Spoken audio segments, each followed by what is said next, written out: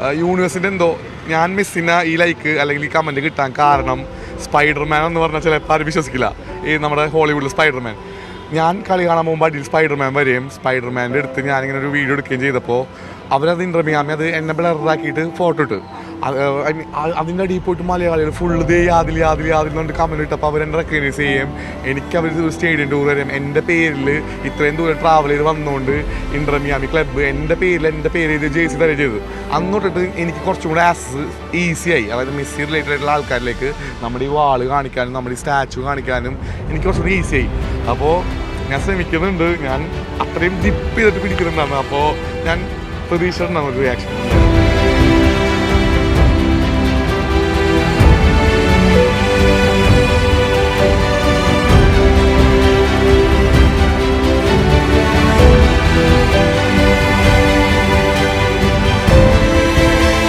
നമ്മളിൽ എത്ര പേരുടെ ഇൻസ്റ്റാഗ്രാം പോസ്റ്റുകൾക്ക് സാക്ഷാൽ ലയണൽ മെസ്സി കമൻറ്റ് ചെയ്തിട്ടുണ്ട്?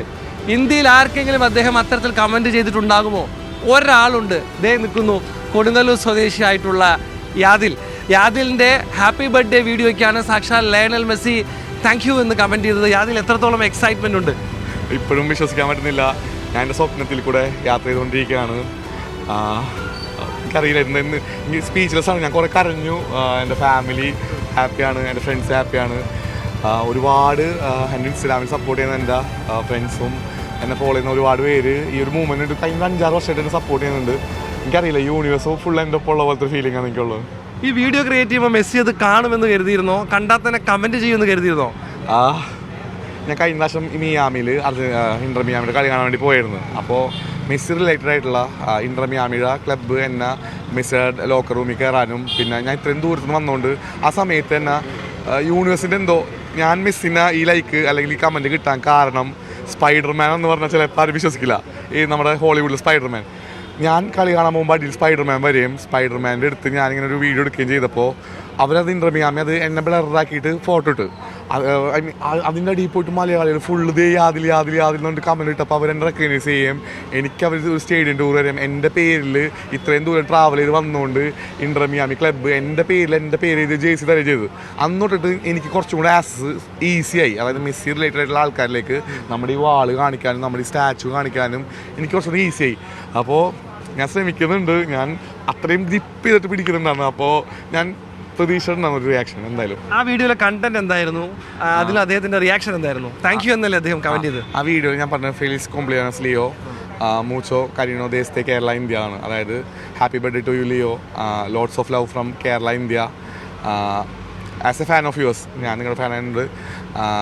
As a tribute to my idol, ഞാനിങ്ങനെ ഒരു വാള് അല്ലെങ്കിൽ നമ്മൾ ഇങ്ങനത്തെ ഒരു മുറാൽ, ഇതിൻ്റെ പേര് യൂറോപ്പിൽ പറഞ്ഞ മുറാൽ ഞാൻ എൻ്റെ നാട് കൊടുങ്ങല്ലൂർ ഉണ്ടാക്കിയിട്ടുണ്ടായിരുന്നു.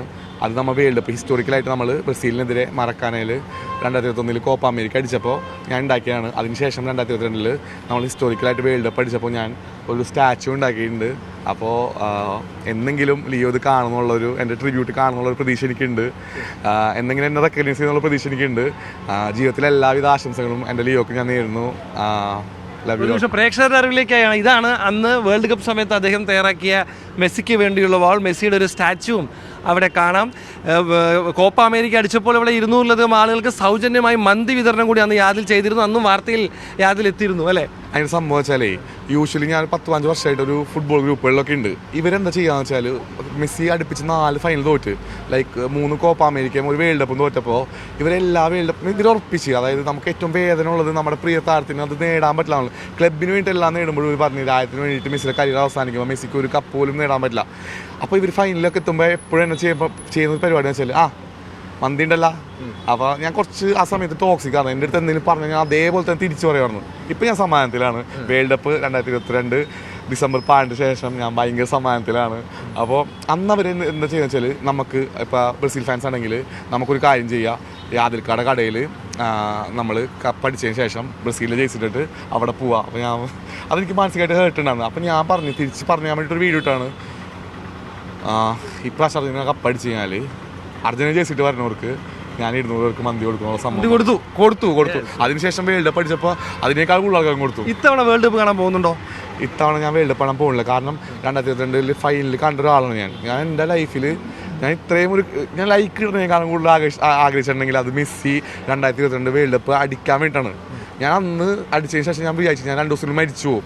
ഞാൻ അത്രയും എനിക്ക് ലുസേൽസിയുടെ ഒരു വട്ടം പോലെ എനിക്ക് കണ്ടിരുന്നത്. എനിക്ക് പടച്ചോനെ കാണാൻ പറ്റണം. ഞാൻ പ്രാർത്ഥിക്കാറുണ്ട്, പ്ലീസ് ഈ കളി ഞങ്ങൾ തോൽപ്പിക്കരുത്. ഞങ്ങളത് അത്രയും ഞങ്ങൾ അനുഭവിച്ച ഫാൻസാണ്.